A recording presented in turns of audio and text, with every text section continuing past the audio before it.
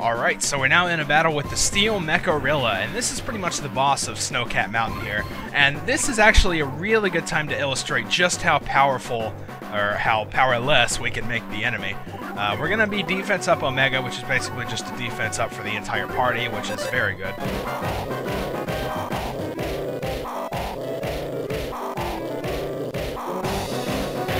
Yeah, you gotta watch out for those changes in this version of the song. It's kind of cool, actually. I kind of really like it. So as you can see, he swung a steel ball, and that did quite a bit of damage, like 186 or something. So what we're gonna see just how much we're gonna take this guy's effectiveness down. So we keep up with the defense up and the offense down.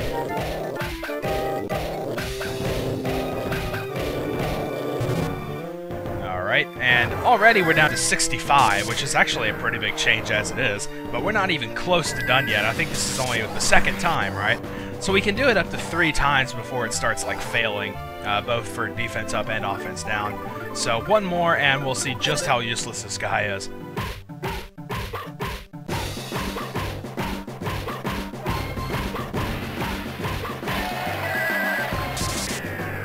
Alright, so this is the final time.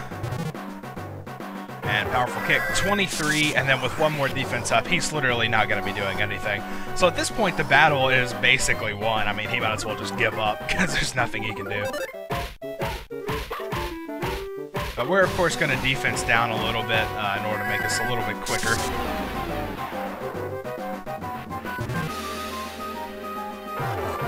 $16, that's awesome. That attack was doing 100 to Lucas earlier. Alright, so let's just keep this up. It shouldn't be too much longer now. You know, actually, we haven't really been dealing a whole lot of damage up to this point, but we're pretty much just going to be attacking from here on out. Because we've debuffed him so much, we're not going to have to heal at all, really. Wow, a smash for 19. See that? So yeah, I mean, that's just how overpowered it really is. So if you're having trouble with the boss, I would advise going with this strategy. Alright, he's pretty much completely debuffed now. There's not really anything he can do. Okay, so let's just go all out, shall we? Freeze will be alright.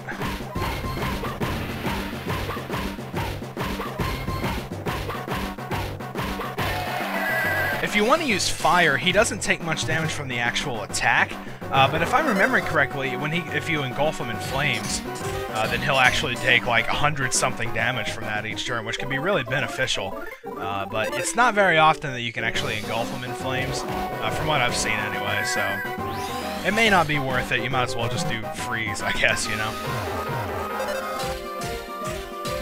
Are we gonna actually have to heal? I'm not gonna bother if I don't have to. Oh, that's pretty bad. Alright, powerful kick.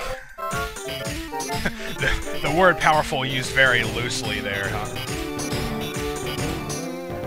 Alright, this guy, he's got nothing on us now.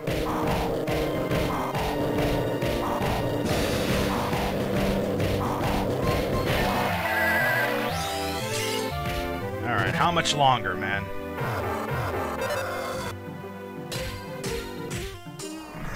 There we go. I didn't even have to heal, did I? I don't know. Did I heal at the beginning? I don't think I did, but whatever. We're down to pretty low HP, but that just shows how weak he is, you know? He couldn't even kill us with, like, 31 HP, you know? Alright, so we get plenty of experience from that battle, and everybody's gonna level up here, which is awesome. And, of course, we're gonna need a heal pretty soon. But yeah, I mean, that offense down and defense up stuff is really, really powerful in this game. Like, I can't stress enough just how useful they are. That masked man, could he be the one pulling the needles? Is Lydia alright? Aw, the snowman! Oh no, we fell over. We snowmen are mere memories of a single snowfall and nothing more. Pay me no mind. Well, I guess if you say so. It's kind of sad, though. Yep, she's all flashy.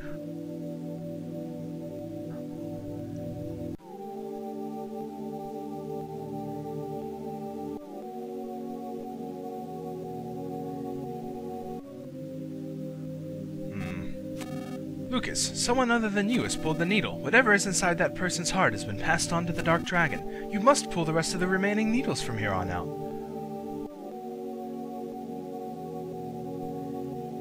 Yep, so it looks like we're kind of in a race with this guy now.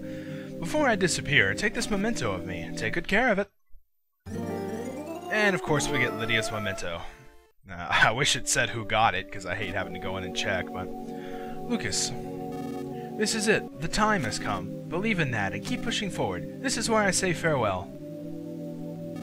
Don't worry about me. You can use the white box at the top of this mountain to leave. Also, go and ask my little pig mask friend what he wants to do now.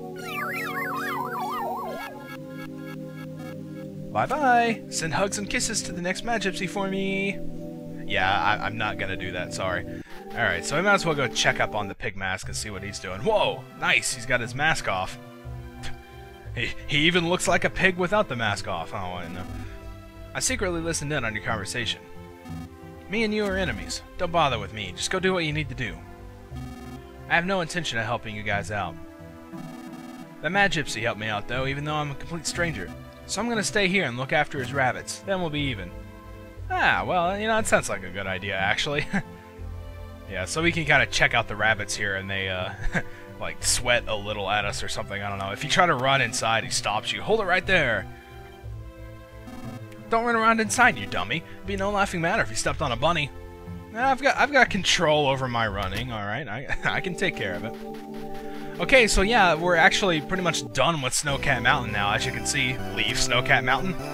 I'm kind of hesitant because I want to sit here and listen to this music some more. It's kind of a shame that really all Snowcat Mountain is just walking up a mountain and fighting a few enemies, fighting a boss, and then we leave.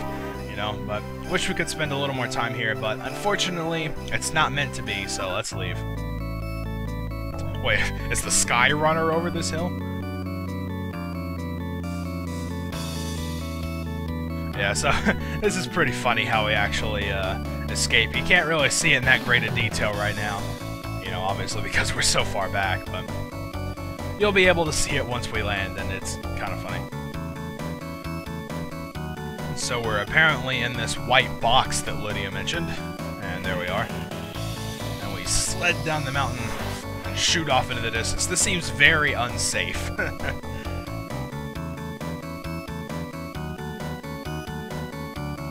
And there we are, flying through the sky.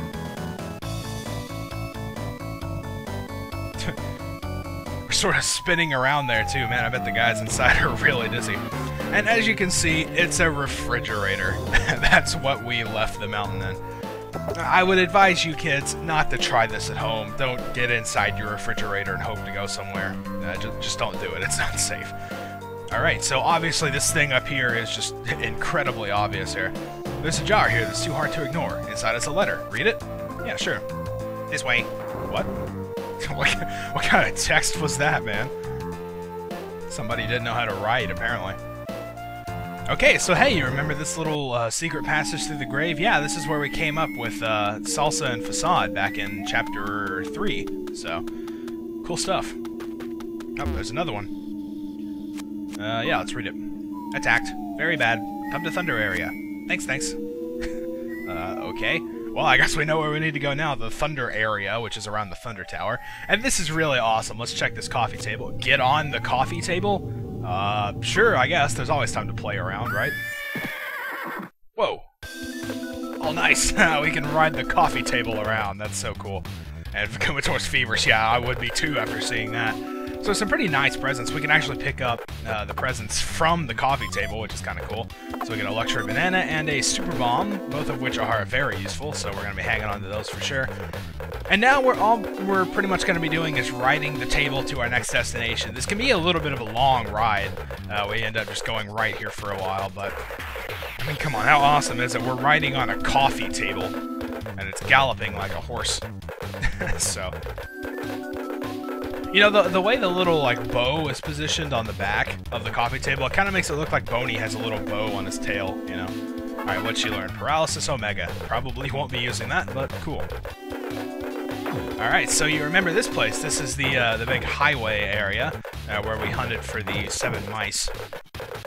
And it's kind of cool that we get to go through here again, mostly because whenever we were going through the first time, I kind of skipped out on a lot of it, mostly just because, you know, I didn't want to spend the entire video hunting for the mice. So this time you'll actually get to see sort of the entire path through it, I suppose. even though we are about to run out of time. And we'll try to go as far as we can before we do. Alright, which way do we go here? Yeah, let's just keep going up. Alright, so we can run over all these roadblocks. All the enemies here are exactly the same as they were the first time we came through.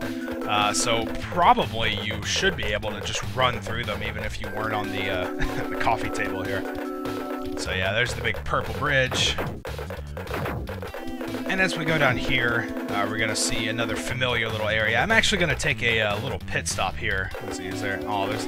I kind of wish we could, like, get into a parking space, you know? That'd be kind of cool.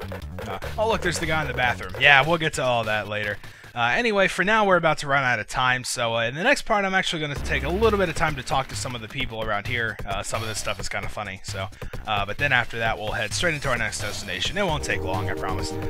So, yeah, that's what we'll do in the next part. So until then, thank you guys for watching, and I'll see you next time.